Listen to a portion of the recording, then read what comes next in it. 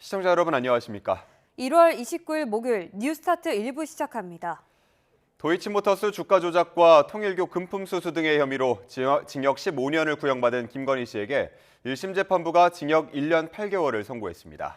재판부는 일부 통일교 금품 수수 외 나머지 혐의는 모두 무죄로 결론 내렸습니다. 신규혜 기자가 보도합니다. 도이치모터스 주가 조작 등 3가지 혐의로 기소돼 재판을 받은 김건희 씨에게 1심 재판부가 징역 1년 8개월을 선고했습니다. 주문. 피고인을 징역 1년 8월에 처한다. 압수된 그라프 목걸이 1개를 몰수한다. 피고인으로부터 1,281만 5천 원을 추징한다. 3가지 혐의 가운데 도이치모터스 주가 조작과 명태균 씨 관련 여론조사 무상수수 혐의는 무죄 판결이 나왔습니다. 통일교 금품 수수 혐의는 샤넬 가방 2개와 그라프 목걸이 1개가 대상이었는데 샤넬 가방 1개에 대해서는 청탁 목적이 인정되지 않았습니다. 결국 특검이 기소한 혐의 가운데 극히 일부분만 유죄로 인정되면서 김 씨의 형량은 특검이 구형한 징역 15년을 훨씬 밑돌게 됐습니다. 재판부는 선고를 시작하며 무죄 추정의 원칙과 함께 증거를 바탕으로 판단했고 법은 모두에게 공평하다고 강조하기도 했습니다. 옛말에 형무등급 그리고 추무리불량이라는 말이 있습니다. 법의 적용에는 그 적용을 받는 사람이 권력자이든 아니면 권력을 잃은 자이든 예외나 차별이 없어야 합니다. 이번 선고는 윤석열 전 대통령의 체포방해 혐의 선고와 마찬가지로 전 과정이 생중계됐습니다. 재판부는 김건희 씨가 널리 알려진 공인이라는 점을 들어 중계를 허가했다고 설명했는데 무죄 판결 중계방송의 파장을 고려해 앞머리에 증거에 따른 판단을 강조한 게 아니냐는 해석도 나옵니다. YTN 신기혜입니다. 김건희 특검은 첫 재판에서 사실상 완패했습니다. 김건희 씨의 주가 조작 혐의를 너무 자신했던 게 원인이라는 분석이 나옵니다. 김영수 기자가 보도합니다. 김건희 씨의 주가 조작 혐의는 검찰 수사 단계에서 한 차례 무혐의 처분을 받았습니다. 김 씨가 시세 조종 범행을 인식했다고 보기 어렵다는 게 당시 발표 내용이었는데 1심 재판부는 김건희 씨가 시세 조종을 알았을 거라고 판단한 만큼 당시 검찰의 수사가 미진했거나 특검 수사가 한 걸음 더 나아갔다고는 볼 수 있습니다. 미필적으로나마 자신의 자금이나 주식이 시세 조종 행위에 동원될 수 있음을 인식하면서도 이를 용인하였다고 볼 여지가 없지 않습니다. 하지만 재판부는 특검이 기소한 공동정범으로 처벌하기는 어렵다며 무죄를 선고했습니다. 주가 조작을 공모했다는 공범들의 진술이 없는데도 특검이 전주로서의 역할을 완전히 배제한 게 원인이라는 분석이 나옵니다. 검찰 수사 단계에서부터 방조 혐의가 거론됐고 유죄가 확정된 사례가 있는 만큼 예비적 공소 사실을 통해 나름의 안전장치를 마련했어야 한다는 지적입니다. 1심 재판부조차 판결에서 방조 혐의에 대해 언급했습니다. 피고인에게 방조의 성립은 변론으로 하더라도 공동정범이 성립할 수는 없다고 보입니다. 윤석열 전 대통령 부부의 육성이 담긴 녹취가 공개돼 정치권을 달궜던 여론조사 무상 제공 혐의도 1심에서 무죄가 나오면서 명태균 씨 입에 특검 수사가 휘둘렸다는 비판이 나올 걸로 보입니다. YTN 김영수입니다. 재판부는 통일교로부터 김 씨가 샤넬 가방 1개와 그라프 목걸이 1개를 받은 건 범행 혐의가 인정된다고 봤습니다. 그동안 김 씨는 목걸이에 대해선 받은 적이 없다고 주장해왔지만 재판부의 판단은 달랐습니다. 이어서 이준엽 기자가 보도합니다. 유일하게 유죄가 인정된 김건희 씨 혐의는 통일교 측으로부터 교단 현안 청탁과 함께 명품 물건을 전달받았다는 내용입니다.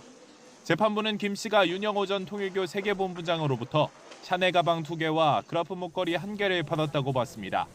모두 8,200만 원 상당의 금품입니다. 가장 관심이 컸던 건 그라프 목걸이였습니다. 약 4개월 동안 재판에 받아온 김 씨가 샤넬 가방을 받은 사실은 인정하면서도 그라프 목걸이는 받지 않았다고 주장해왔기 때문입니다. 그러나 재판부 판단은 달랐습니다. 윤 전 본부장이 건진법사 전성배 씨를 거쳐 목걸이를 전달한 사실이 있고 김 씨가 통일교의 아프리카 사업 등 현안 내용을 인식하고 있었다고 볼 만한 사정이 있다는 겁니다. 그러면서 재판부는 이미 압수된 6,200만 원 상당의 그라프 목걸이를 몰수하기로 했습니다. 재판부는 다만 지난 2022년 4월에 김 씨가 받은 샤넬 가방은 혐의를 적용하기 어렵다고 봤습니다. 이후에 받은 다른 샤넬 가방과 달리 구체적인 청탁이 없었다며 대가성 관계가 없었다는 겁니다. 재판부는 이 같은 김 씨의 범행 사실을 지적하며 영부인은 대통령 가까운 곳에서 영향을 미칠 수 있었고 그에 맞는 처신과 높은 청렴이 필요했다고 강조했습니다.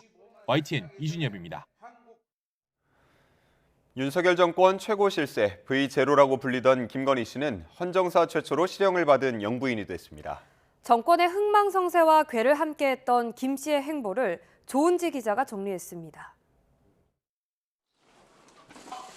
지난 2021년 눈물의 대국민 사과로 조용한 내조를 약속하며 김건희 씨는 강렬하게 등장했습니다. 국민의 눈높이에 어긋나지 않도록 조심하겠습니다. 윤석열 정부 출범 직후부터 김 씨는 실세 영부인으로 불리며 일거수일투족이 화제가 됐습니다.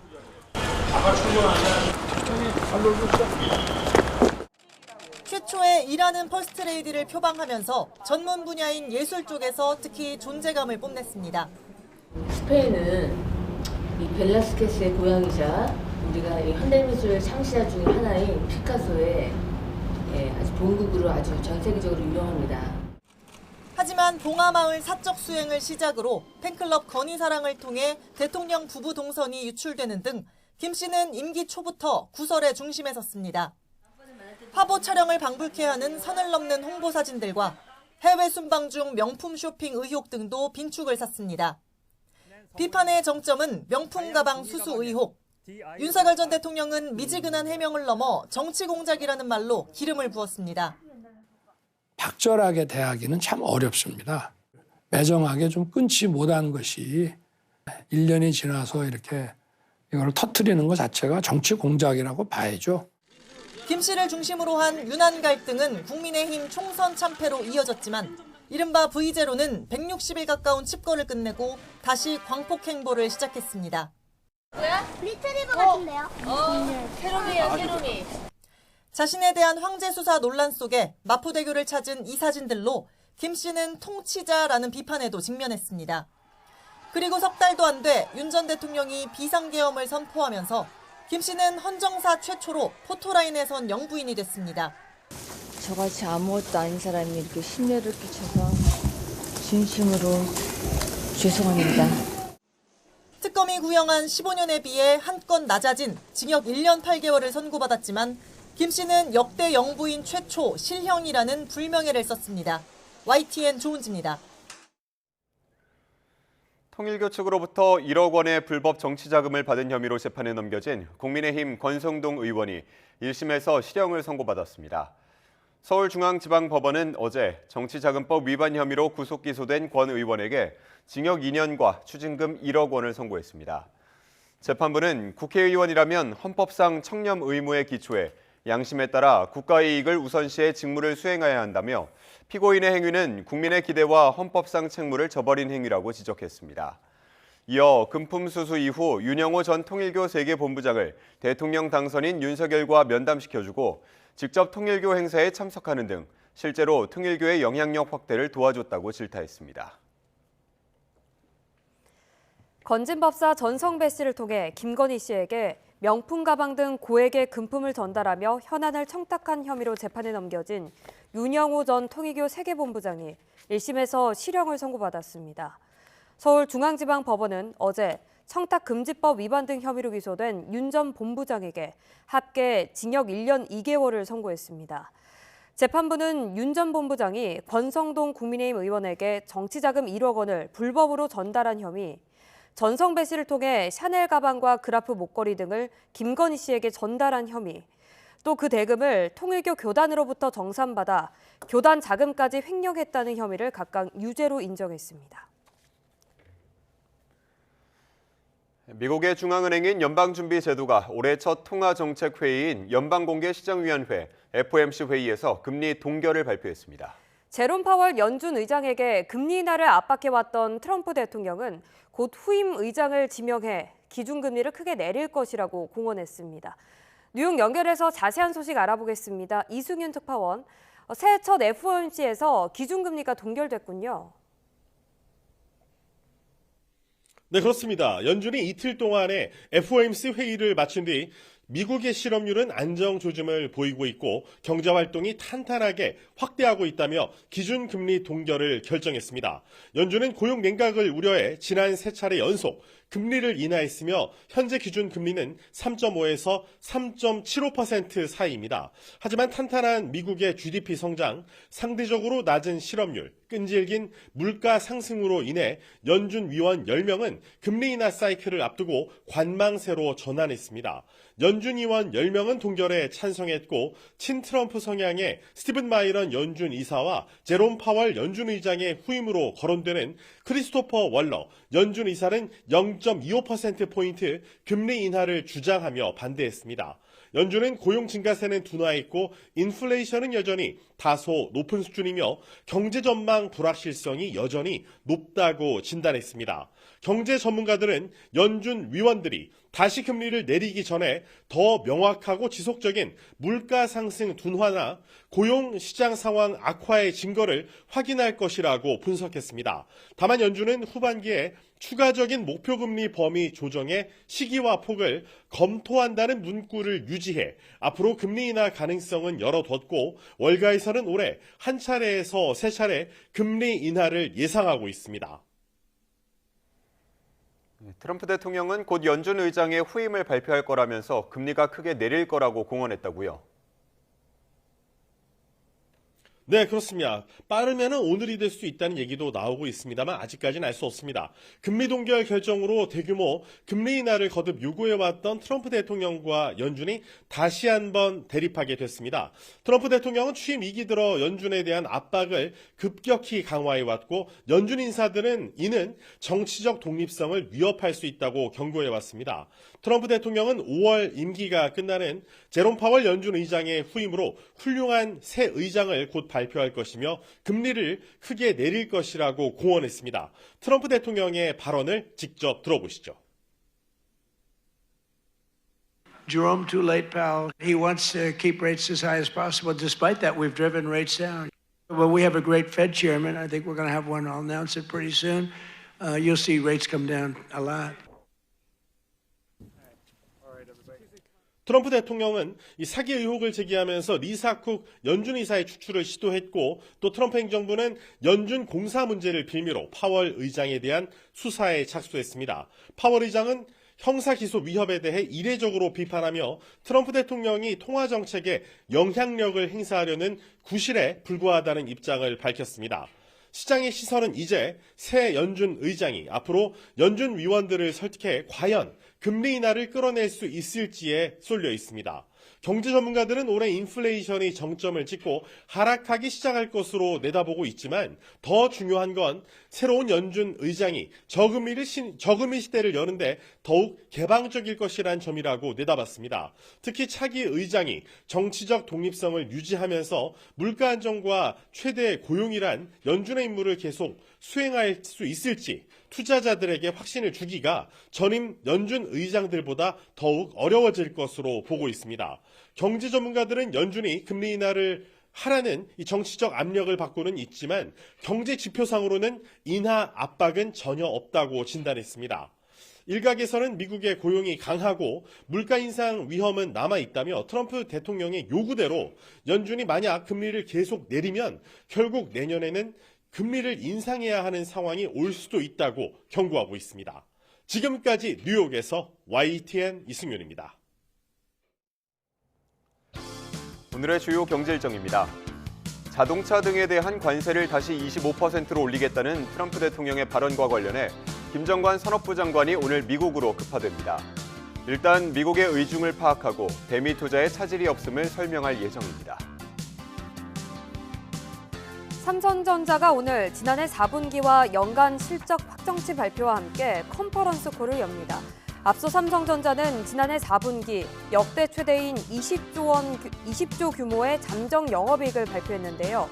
오늘 확정치와 함께 메모리 반도체 사업부 영업이익이 나옵니다. SK하이닉스는 어제 지난해 연간 영업이익 잠정치가 47조 2천억 원을 기록했다고 밝혀 43조 5천억 원을 기록한 삼성전자의 잠정 실적을 추월했습니다. 현대차도 오늘 실적을 발표합니다.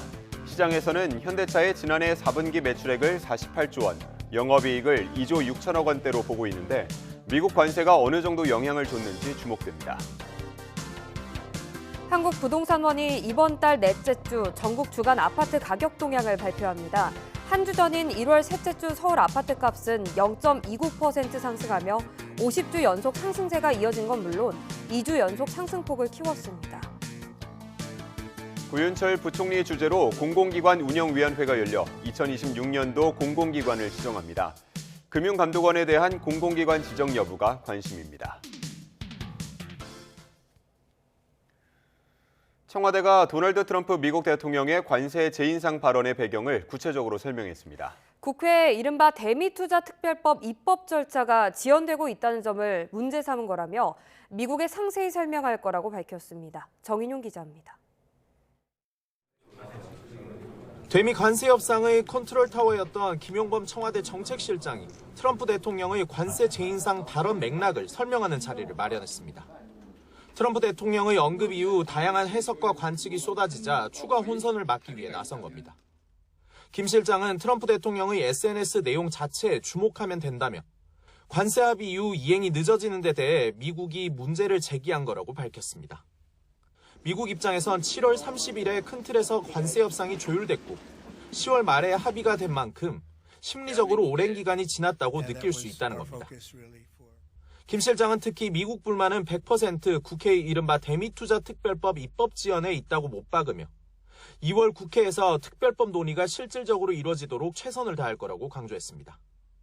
가장 중요한 건 김정관 산업부 장관과 러트닉 상무장관 간의 채널이라며 미국의 우리 정부와 국회가 노력을 한다는 점을 상세히 설명하는 등 해결책을 모색하겠다는 입장입니다. 쿠팡 사태는 물론 국회가 관세 합의 비준 동의를 안 해서 그렇다는 등의 추측에는 사실이 아니라고 선을 그었습니다.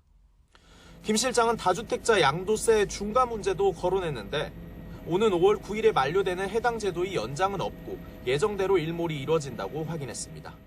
그러면서도 집을 매매하는 데 시간이 상당히 걸리는 만큼 종료 시점을 5월 9일에서 한두 달 정도 미루는 방안을 검토하고 있고 1, 2주 안에 시행령에 반영해 입법 예고할 거라고 설명했습니다. 또 지난해 10.15 대책으로 확대된 조정 대상 지역의 다주택자들에 대해 중과 제도를 명확히 인식하지 못했을 가능성이 있다며 이에 대한 대응책도 논의하고 있다고 덧붙였습니다. YTN 정인용입니다. 국회 외교통일위원회에서 여야는 미국의 기습적인 관세 인상 통보를 두고 트럼프 대통령의 특수성을 고려해야 한다는 신중론과 정부 여당의 안일한 책임의식을 각각 내세우며 공방을 벌였습니다. 국민의힘은 최근 김민석 총리의 방미를 언급하며 벤스 부통령과의 한라인 구축으로 한미 간 소통이 강화됐다고 홍보하더니 뒤통수만 맞았다며 한라인이 아닌 핫바지 라인 아니냐고 비꼬았습니다. 반면 더불어민주당은 트럼프 대통령이 기존 외교 관행에서 벗어난 일을 할 때마다 우리에게 문제가 있는 것처럼 하는 건 잘못이라며 이럴 때일수록 차분하게 대응해야 한다고 반박했습니다. 조현 외교부 장관은 도널드 트럼프 미국 대통령이 한국에 대한 상호 관세를 인상하겠다고 공언한 게 쿠팡 사태나 온라인 플랫폼 법안 도입과는 관련 없다고 밝혔습니다. 조 장관은 국회 외교통일위원회에 현안질에 출석해 트럼프 대통령의 메시지가 나온 뒤에 미 국무부와 접촉한 바로는 쿠팡이나 온플법과는 직접적인 관계가 없는 것으로 결론 내리고 있다고 설명했습니다. 또 한미 조인트 팩트시트에 대한 국회 비준 동의가 없어서 트럼프 대통령이 그런 입장을 밝힌 것은 분명히 아니라며 구체적이고 합리적으로 추정되는 특별한 이유를 특정하긴 어렵다고 밝혔습니다. 스콧 베선트 미 재무부 장관은 한국 국회가 승인하기 전까지는 한국과의 무역 합의는 없는 거라고 밝혔습니다. 베선트 장관은 CNBC와의 인터뷰에서 이같이 밝혔다고 로이터 통신이 전했는데 국회 승인은 한국 국회의 대미투자 특별법 처리를 의미하는 것으로 풀이됩니다. 이는 한국 정부가 고위급 인사를 미국에 파견하며 대응에 나서자 행정부 차원이 아닌 국회 차원의 빠른 대응이 필요하다는 점을 강조한 것으로 분석됩니다.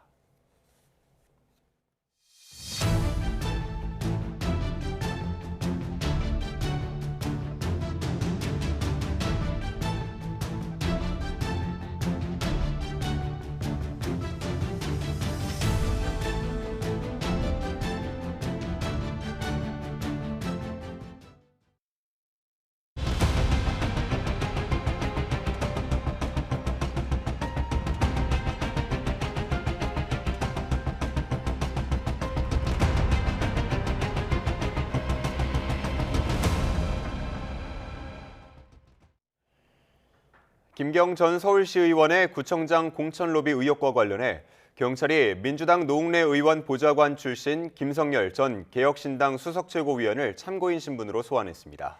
경찰은 두 사람이 민주당 의원들에게 대한 금품 전달을 논의했다는 의혹을 캐물었는데 김 전 최고위원은 불법은 없었다는 입장을 밝혔습니다. 배민혁 기자가 보도합니다. 김경 전 서울시의원의 구청장 공천 로비 의혹을 수사하는 경찰이 과거 민주당 노웅래 의원 보좌관이었던 김성열 전 개혁신당 수석 최고위원을 참고인 신분으로 소환했습니다. 김 전 최고위원은 김 전 시의원과 2023년 강서구청장 보궐선거 출마를 위해 금품 전달을 논의한 것으로 알려진 인물입니다. 당시 통화에서 김 전 최고위원이 민주당 국회의원 2명을 언급하며 이들을 잡아야 하는데 비용이 들 거라고 말하자 김 전 시의원은 되기만 한다면 뭐가 문제겠냐고 답한 것으로 파악됐습니다. 경찰은 김 전 최고위원을 상대로 당시 발언의 배경과 취지, 실제 의원들에게 금품이 전달됐는지 등을 캐물은 것으로 전해졌습니다. 김 전 최고위원은 조사를 마친 뒤 기자들에게 부적절한 발언이었다면서도 불법적인 행위는 없었다고 말했습니다. 한밤중에 제가 취한 상태에 있을 때 전화 걸려온 것에 답을 했던 것뿐이고 다음 날 즉시 제가 다시 김경 의원에게 전화해서 어제 제가 술 먹고 실수를 좀 한 것 같다. 두 사람의 통화 녹취에는 김 전 시의원이 민주당 의원에게 출마를 가능하게 해달라는 부탁을 전하기 위해 양모 전 서울시의원에게 돈을 건넸다는 내용과 또 다른 의원이 공천 작업을 해주기로 했는데 강선 의원이 방해한다며 불만을 토로하는 내용도 담긴 것으로 확인됐습니다. 이를 포함해 김 전 시의원의 120여 개에 달하는 녹취에 언급된 당시 민주당 의원은 최소 7명. 경찰은 조만간 김 전 시의원을 상대로도 강서구청장 공천을 위해 의원들에게 금품을 건넸는지 조사할 것으로 보입니다. 또 앞서 불거진 1억 공천원금 의혹과 관련해서도 김 시의원과 진술이 엇갈리는 강선 의원의 구속영장 신청 여부를 곧 결정할 것으로 보입니다. YTN 배민혁입니다.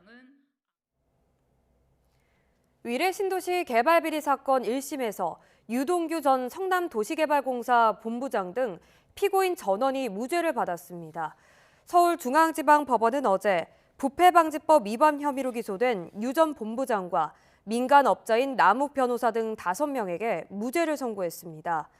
검찰이 부패방지법 위반 혐의로 유 전 본부장과 남 변호사 등을 기소한 지 약 3년 4개월 만입니다.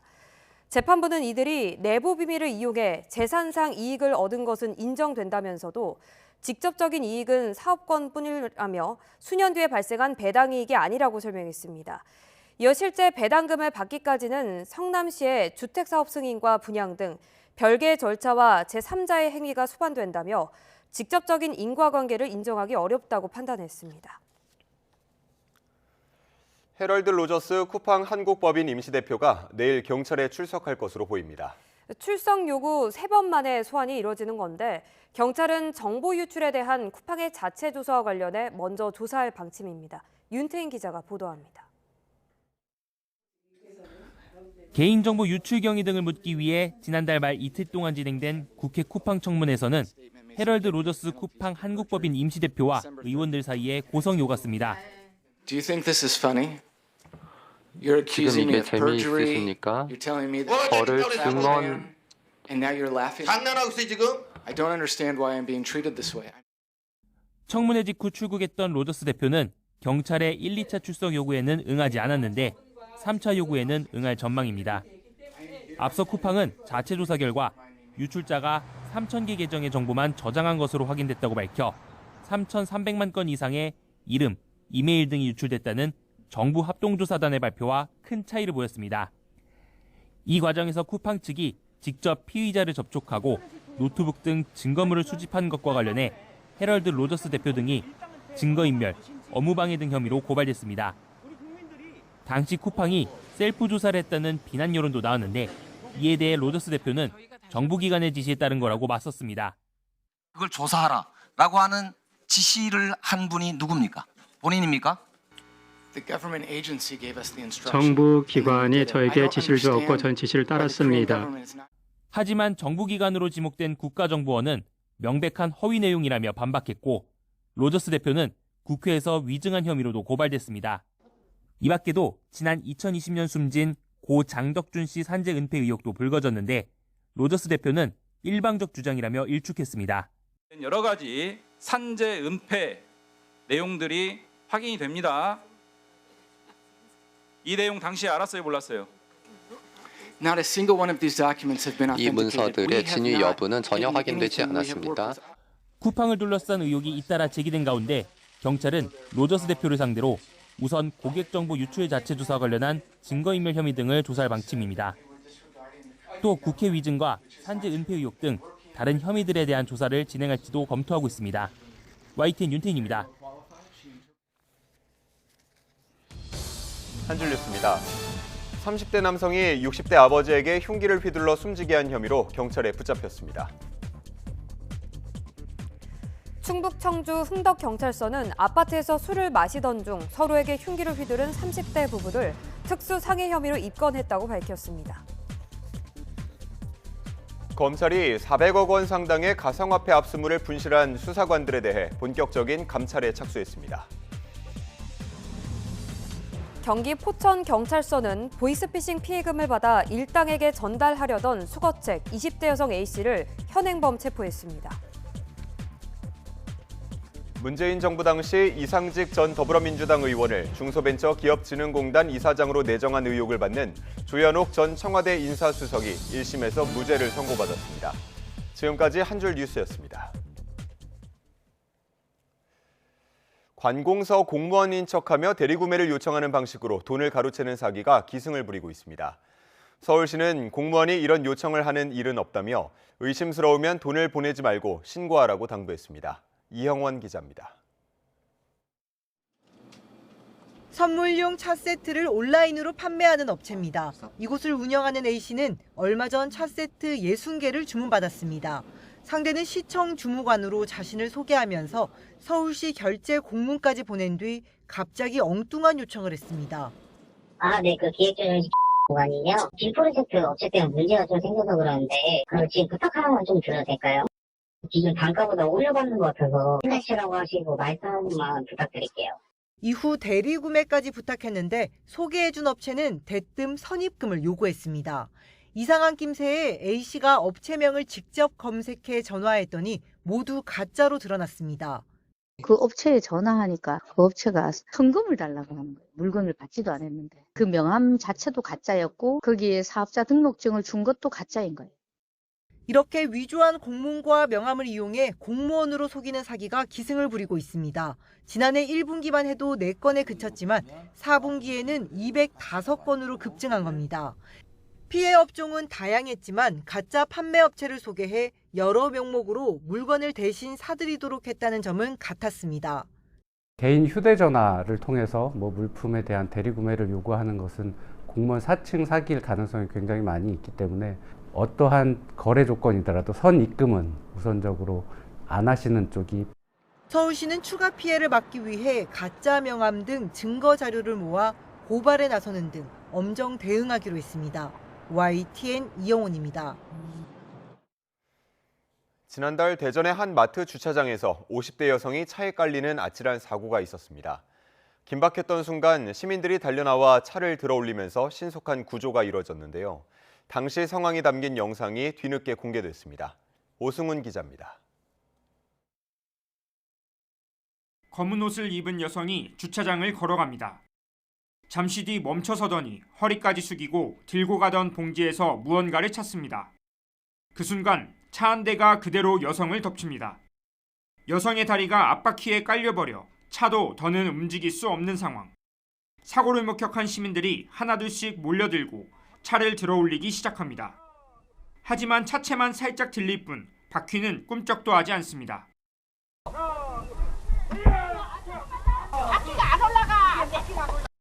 하지만 포기할 수 없는 일. 지나가던 시민들과 마트 직원들까지 힘을 합친 끝에 여성은 119 구급대와 경찰이 도착하기 전에 구조됐습니다. 구조 과정에서 시민들의 용기 있는 초기 대응 덕분에 자칫 더 큰 피해로 이어질 수 있던 사고를 최소화할 수 있었습니다. 50대 피해 여성은 다리가 골절돼 아직 병원에서 입원 치료를 받고 있지만 조금씩 호전을 보이는 것으로 전해졌습니다. 피해자 가족은 고마운 마음을 전했습니다. 정말 시민분들한테 하나하나 고맙고 일일이 찾아가서 얼굴이라도 알으면 인사를 드리고 싶은데 전화상으로는 아마 고맙다고 전하고 싶네요. 경찰 조사 결과 50대 운전자는 피해 여성을 미처 발견하지 못해 사고를 낸 것으로 파악됐습니다. 사고 초기 시민들의 신속한 구조가 한 사람의 생명을 지켜냈습니다. YTN 오승훈입니다.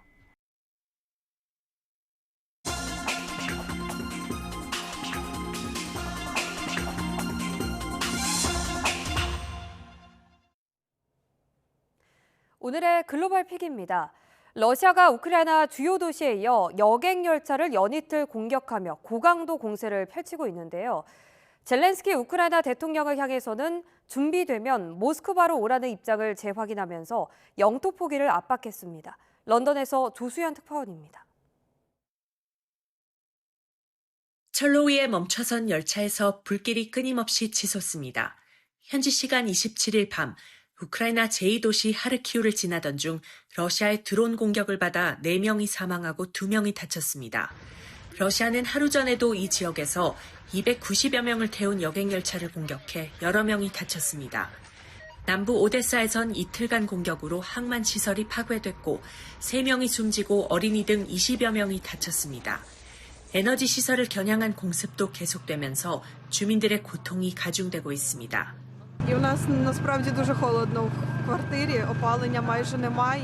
젤렌스키 우크라이나 대통령은 민간인을 겨냥한 공격은 테러 행위라며 군사적 정당성이 없다고 비난했습니다. 러시아의 고강도 공세는 최근 본격화한 3자 협상 국면에 우크라이나를 압박해 영토 양보를 받아내려는 전략으로 풀이됩니다. 러시아의 총공세로 젤렌스키 대통령의 선택지가 갈수록 좁아지고 있는 가운데 러시아는 느긋한 모습을 보이고 있습니다. 양국 정상회담은 결과가 보장돼야 가능하다며 젤렌스키가 준비돼서 모스크바로 온다면 안전을 보장하겠다고 밝혔습니다. Если Зеленский действительно готов к встрече, то мы приглашаем его в Москву. 이런 가운데 미국 싱크탱크 CSIS는 4년 가까이 장기화된 전쟁으로 양국 사상자가 180만 명으로 추정되고 곧 200만 명에 육박할 것으로 내다봤습니다. 런던에서 YTN 조수연입니다. 미국 미네소타에서 발생한 이딴 총격 사망 사건과 관련해서 유명 스포츠 선수들의 비판 발언이 줄을 잇고 있습니다.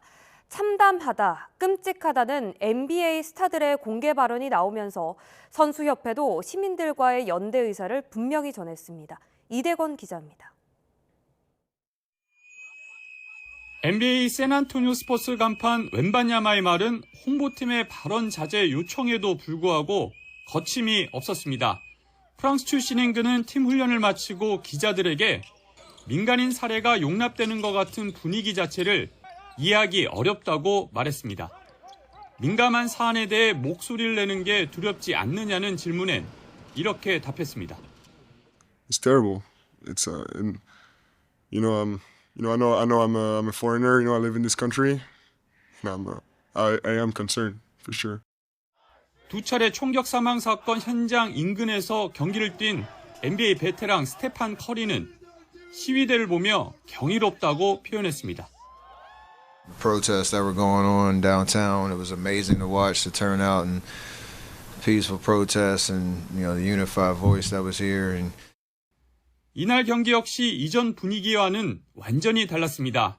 승자도 패자도 깊은 우울감에 빠졌습니다. Pretty crazy to be here for 4 straight days during all these events, to witness everything firsthand. It was meaningful. It was very sad. Certainly,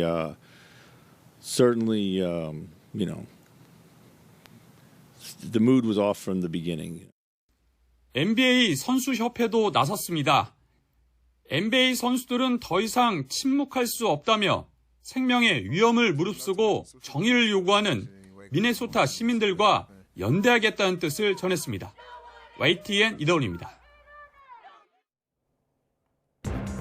태평양 전쟁 때 히로시마에서 피폭되고도 일본 피폭자 원호법에 의한 건강관리 수당을 받지 못한 한국인 3명의 유족이 일본 정부를 상대로 낸 손해배상 소송에서 승소했습니다. 교도통신에 따르면 히로시마 지방재판소는 유족 23명이 일본 정부를 상대로 제기한 손해배상 소송에서 원고 측이 요구한 330만 엔, 우리 돈 3,080만 원 전액을 지급하라고 명령했습니다. 인도에서 주정부 부총리가 탄 민간 항공기가 추락해 탑승객 5명이 모두 숨졌습니다. 인도 언론들은 현지 시간 어제 인도 서부 마하라슈트라주 푸네에서 리어제 45 항공기가 추락했다고 전했습니다. 이 사고로 아지트 파와르 마하라슈트라주주 부총리를 포함해 탑승객 5명이 숨졌습니다. 해당 항공기는 금융 중심지인 뭄바이에서 출발해 파와르 부총리의 고향인 바라마티 공항에서 착륙을 시도하다가 갑자기 추락한 것으로 알려졌습니다. 지금까지 글로벌 PD였습니다. 화천 산천어 축제가 올해도 흥행에 성공했습니다. 사실 산천어는 송어가 바다에 내려가지 않고 강에 남아 성장한 개체로 화천군과는 아무 연관이 없는데요. 물고기 이름에 산과 하천이 들어간 게 마음에 들어 지난 2003년 축제 개최 당시 사용한 겁니다.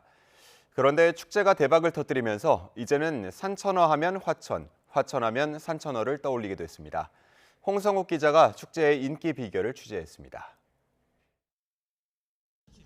화천 산천어 축제 관광객이 올해도 100만 명을 돌파했습니다. 짜릿한 손맛을 보려는 관광객들이 이렇게 오늘도 끊이지 않고 있는데요. 산천어 축제의 흥행 비결은 무엇일까요?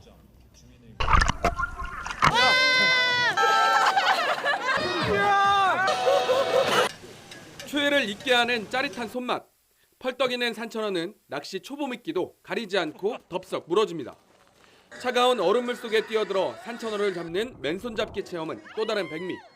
얼음 낚시터 입장료는 15,000원인데 축제장은 물론 지역 전통시장에서 사용 가능한 5,000원 지역 상품권을 돌려줍니다. 화천에서 숙박하면 낚시터 입장이 무료. 덕분에 이틀 이상 지역에 머무는 관광객이 많습니다. 여기 숙박하니까 얼음 낚시를 이제 무료로 할 수 있어서 어제도 오자마자 하고 오늘도 또 아침에 와서 하고 있는데 너무 즐겁습니다. 축제는 밤에도 성황입니다. 매일 밤 가장 큰 산천어를 잡는 사람은 무려 금 1돈이, 차순위 산천어를 낚은 사람은 금 반돈을 주는 밤낚시 이벤트도 인기 비결입니다. 이외에도 화려한 산천어 선등거리가 밤마다 불을 밝히고 세계 유명 건축물들이 얼음 조각으로 재탄생한 실내 얼음 조각 광장도 밤늦도록 운영됩니다. 안전사고 대비가 최우선인데 최소 20cm 이상 얼음이 얼어야 낚시터를 열고 낙상 등에 대비해 입장객 전원에 대한 보험도 가입합니다. 즐길 거 많고 안전한 축제로 명성을 얻으면서 해외 관광객도 꾸준히 늘어 지난해에만 12만 명이 넘는 외국인이 다녀갔습니다. 그런 요소에서 뽑아서 종합 선물 세트 같은 그런 콘텐츠로 만들어진 축제이기 때문에 대한민국뿐만이 아니라 전 세계인이 즐겨 찾는 축제로 발전하는 것 같습니다. 축제 슬로건은 얼지 않은 인정, 녹지 않는 추억. 특별한 겨울을 선사하는 화천 산천어 축제는 다음 달 1일까지 이어집니다. YTN 홍서욱입니다.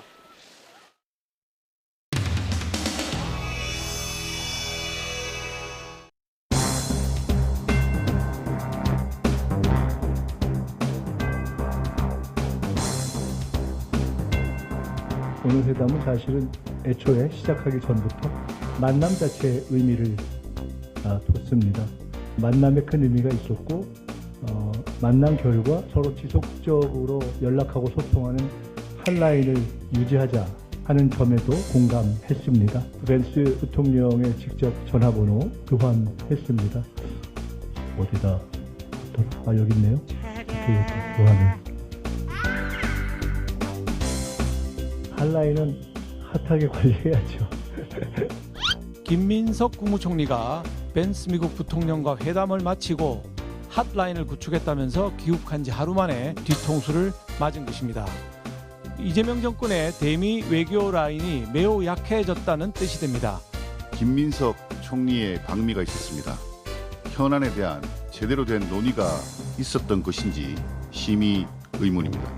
정부는 그동안 어떤 협의와 대응을 해왔는지 지금 즉시 국민과 국회에 설명하기 바랍니다.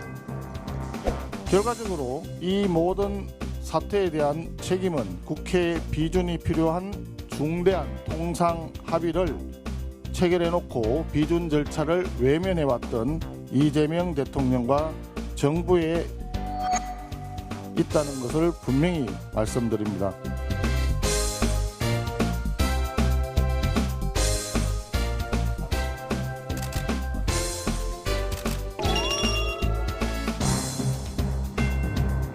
정부가 모르겠다고 얘기를 하니까 왜 트럼프 대통령이 이렇게 갑자기 다시 관세 25%를 들고 나왔는지 지금 기재부 입장에서는 아무것도 파악된 게 없답니다. 아니 거기 지금 이 사항 자체를 파악을 못하고 있고 아는 게 없다라고 하는데 더더욱 알 턱이 있겠습니까? 삼성전자 이재용 부회장님 임직과 사명감을 가지고 치열하게 마지막이야.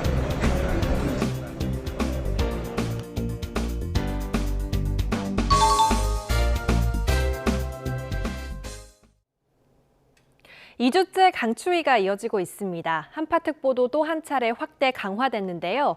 경기 북부와 영서 등에는 한파경보가 내려져 있고 서울을 비롯한 내륙 곳곳에는 한파주의보가 발령됐습니다. 현재 서울 기온은 영하 8.3도로 어제와 비슷하지만 앞으로 기온이 조금 더 내려가겠고요.